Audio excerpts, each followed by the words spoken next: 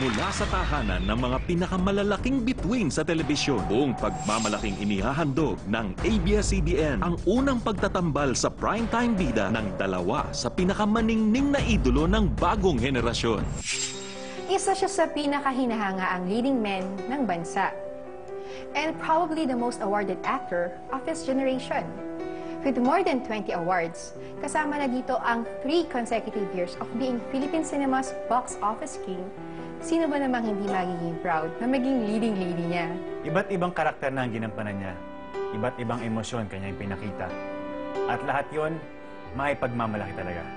Hinangaan siya hindi lang sa kanyang angking kagandahan, ngunit sa bawat pagganap sa telebisyon o pelikula. Kaya naman pinarangalan bilang isa sa pinakamahuhusay na aktres sa buong bansa.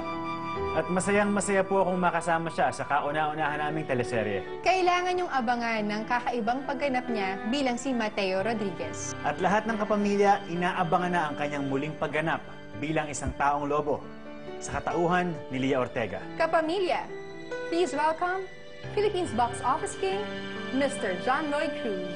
And one of the country's premier actresses, Miss Angel Locsin.